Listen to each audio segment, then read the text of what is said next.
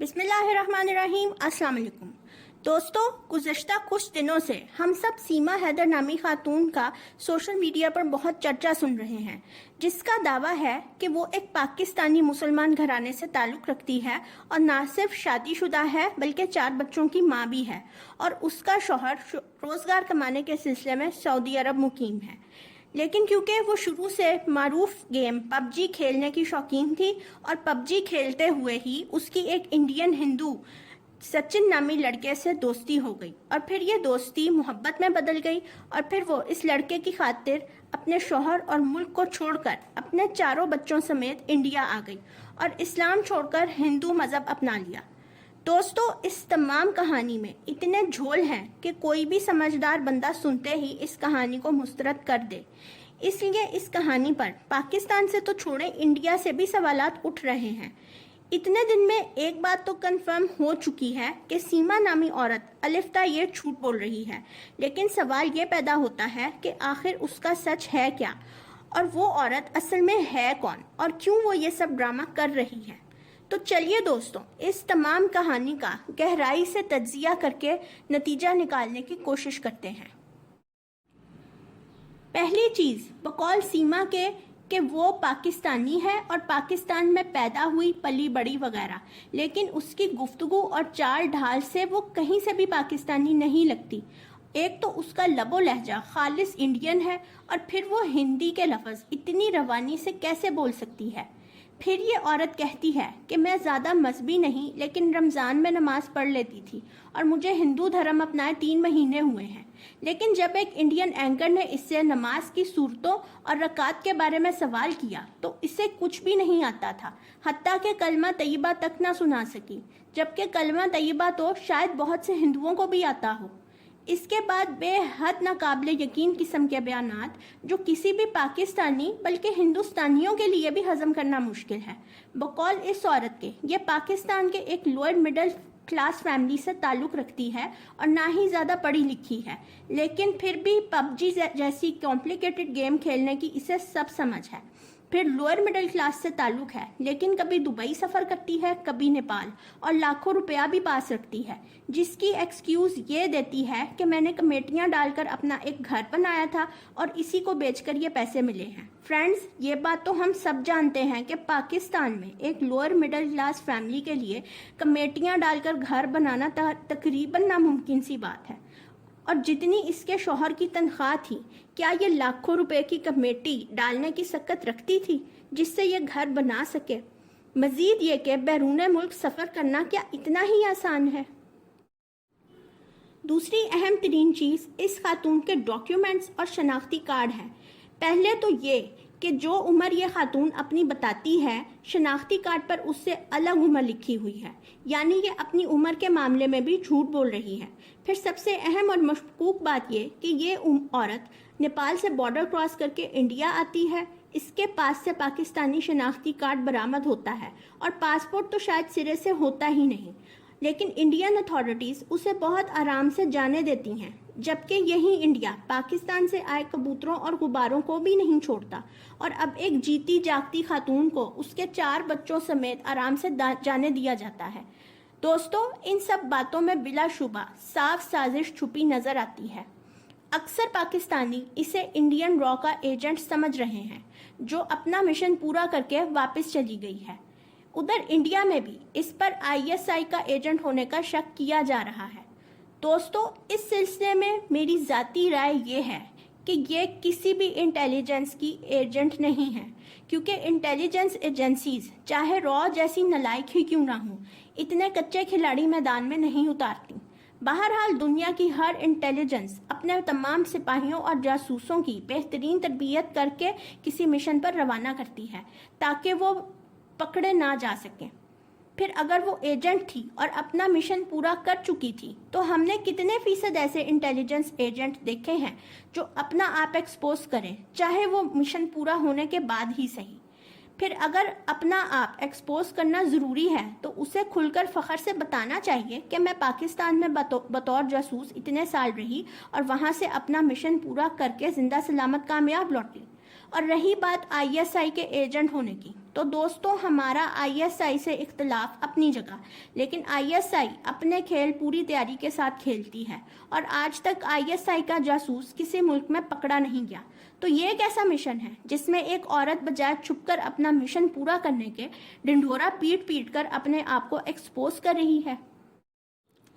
اس کہانی کو اس اینگل سے بھی دیکھا جا سکتا ہے کہ ہمیشہ کی طرح یہ بھی انڈیا کی اپنی تیار کردہ گیم ہے، کیونکہ انڈیا ہمیشہ سے پاکستان کو بدنام کرنے اور نقصان پہنچانے کے لیے انتہائی بے تکی اور محض کا خیز چالیں چلتا رہتا ہے، اور ہمیشہ چند منٹوں میں ہی ان کے جھوٹ کو دنیا پکڑ لیتی ہے۔ جیسے خود کروائے گئے ممبئی حملوں میں مین مجرم اجمل قصاب کو زبردستی پاکستانی بنانے کی کوشش کی، لیکن اس کے منہ سے بھگوان جیسے الفاظ نکلنے سے اس کے ہندوستانی ہونے کا بھانڈا پھوٹ گیا۔ پھر آئے دن اپنی بالی ووڈ کی فلموں میں پاکستان اور مسلمانوں کے خلاف بےہودہ پروپیگنڈے جن پر خود ان کا مذاق بنتا ہے۔ تو یہ کہانی بھی انڈیا کی اپنی پلانٹڈ ہو سکتی ہے، کیونکہ غور کریں تو عورت کا کردار کس قدر متنازع اور منفی ہے کہ ایک عورت جس نے اپنے پہلے شوہر سے بھی پسند کی شادی کی تھی، اس کے 4 بچوں کی ماں بھی ہے، اور اپنے شوہر کی غیر موجودگی میں سوشل میڈیا پر غیر مردوں سے باتیں کرتی ہے، دوستی کرتی ہے، اور پھر اپنے شوہر کو چھوڑ کر، اپنا ملک اور مذہب چھوڑ کر وہ اپنے بوائے فرینڈ کے پیچھے انڈیا آ جاتی ہے۔ اور دوسری طرف اس انڈین لڑکے سچن اور اس کے خاندان کو اتنا عظیم اور مہان دکھایا جا رہا ہے کہ اس نے اسے اس کے 4 بچوں سمیت قبول کر لیا ہے، یعنی پاکستان کی مسلمان عورت کو کردار کا ہلکا اور ہندوستانی لڑکے کو اعلیٰ اخلاق کا ضامن دکھایا جا رہا ہے کہ کوئی کیسی بھی ہو ہم اسے سہارا دینے کے لیے ہر وقت تیار ہیں۔ اور پھر صدا کے اسلام سے خوف زدہ انڈینز کو اس بھونڈے پروپیگنڈے کا بھی موقع مل گیا ہے کہ ایک خاتون اسلام چھوڑ کر ہندو بن گئی کیونکہ اسلام برا ہے، نعوذ باللہ۔ اسی لیے انڈین میڈیا کا ایک سیگمنٹ اس عورت کی کہانی کو دن رات اچھالنے میں مصروف ہے، اور ہماری پاکستانی بھابھی کہہ کر دن رات گھٹیا پروپیگنڈا کر رہا ہے۔ لیکن ہر بار کی طرح اس بار بھی سچائی چند منٹوں میں ہی کھل کر سامنے آ گئی ہے۔ اس سلسلے میں انڈیا سے بھی درخواست ہے کہ اگر ایسے نمونے لانچ کرنے سے پہلے کم از کم ان کی تربیت تو کر دیا کریں، تاکہ 4 دن تو لوگ ان کے جھوٹ پر یقین کر سکیں۔ لیکن دوستو میں ادھر ایک اور پوائنٹ پر بھی بات کروں گی جو کہ بہت سنگین ہے۔ کیا آپ نے غور کیا کہ یہ کہانی دعا زہرا نامی بچی کے کیس سے کتنی ملتی جلتی ہے؟ اس بچی کے کیس میں بھی اسی سے ملتی جلتی باتیں تھیں کہ اس کی دوستی سوشل میڈیا پر ظہیر نامی لڑکے سے ہوئی، ماں باپ نے ذرا سختی کی تو اس نے گھر سے بھاگنے کا پلان کر لیا، اور بس وہ اللہ کے آسرے پر گھر سے نکل گئی، اور پھر ایک خدا ترس ٹیکسی والا ایک چھوٹی سی بچی کو کچھ بھی پوچھے بغیر کراچی سے لاہور لے آیا۔ پھر وہ سیدھی ظہیر کے پاس پہنچی، اور ظہیر اور اس کے گھر والوں نے اسے کھلے دل سے قبول کیا۔ لیکن سیلوٹ ہے اس بچی کے والدین، خاص طور پہ اس کے باپ کو، کیونکہ جب انہوں نے اپنی بچی کی گمشدگی کا شور مچایا تو پہلے تو دعا زہرا کے ویڈیو پیغامات آئے جس میں اس نے کہا کہ میں اپنی مرضی سے والدین کا گھر چھوڑ کر آئی ہوں۔ پھر چند یوٹیوبرز کو انٹرویو دیتے ہوئے بھی یہی کہا کہ مجھ پر کوئی دباؤ نہیں، اور میں نے اپنی مرضی سے کیا جو کیا، اور میرے والدین کو چاہیے کہ وہ ظہیر کو اپنا داماد تسلیم کر لیں، وغیرہ وغیرہ۔ دوسری طرف اس کے والدین کا مسلسل یہی دعویٰ تھا کہ ہماری بچی اپنی مرضی سے نہیں گئی بلکہ اغوا ہوئی ہے، اور اس پر بہت زیادہ پریشر ہے ایسے بیانات دینے کا۔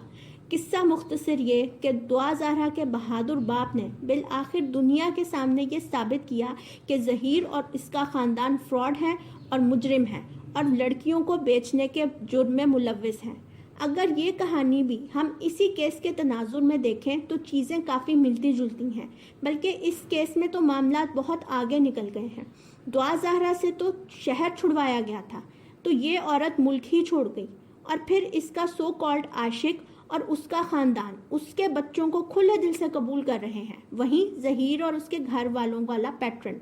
دوستو یہ بھی ممکن ہو سکتا ہے کہ یہ ایک انسانی اسمگلنگ کا کیس ہو، یہ عورت یا تو خود وکٹم ہے یا اس گینگ کا حصہ۔ اس تمام کہانی میں اس عورت کے سابقہ شوہر کا کوئی بھی خاطر خواہ کردار نظر نہیں آیا سوائے ایک اپیل کے، جبکہ اس سے سب سے پہلے تفتیش ہونی چاہیے۔ اور پھر مزید اہم بات یہ کہ جن 4 بچوں کا ذکر ہو رہا ہے وہ بھی بہت ہی کم منظر عام پر آئے ہیں، جن میں سب سے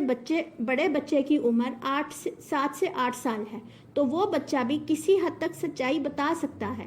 اگر اس سے طریقے سے پوچھا جائے۔ لیکن افسوس یہ ہے کہ اتنے عجیب اور پرسرار کیس میں نہ پاکستان اور نہ ہی انڈیا کے حکام کی طرف سے کوئی بھی واضح معلومات دی جا رہی ہیں اور نہ ہی باقاعدہ کوئی انویسٹیگیشن ہو رہی ہے۔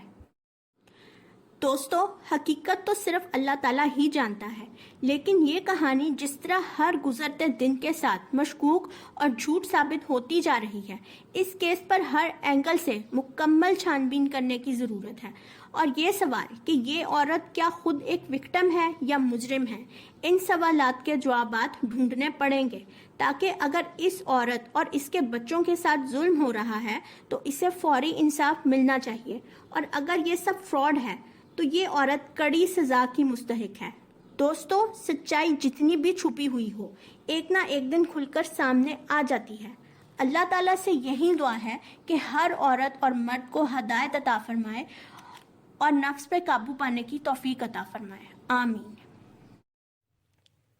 فرینڈز، اب تک کے لیے اتنا ہی۔ انشاءاللہ اگلی ویڈیو میں ایک اور نئے موضوع کے ساتھ ملاقات ہوگی۔ تب تک کے لیے اللہ حافظ۔ ویڈیو پسند آئی ہو تو لائک کریں، چینل کو سبسکرائب کریں اور بیل آئیکن کو ضرور کلک کر دیں۔ آپ سب کے دیکھنے کا بہت بہت شکریہ۔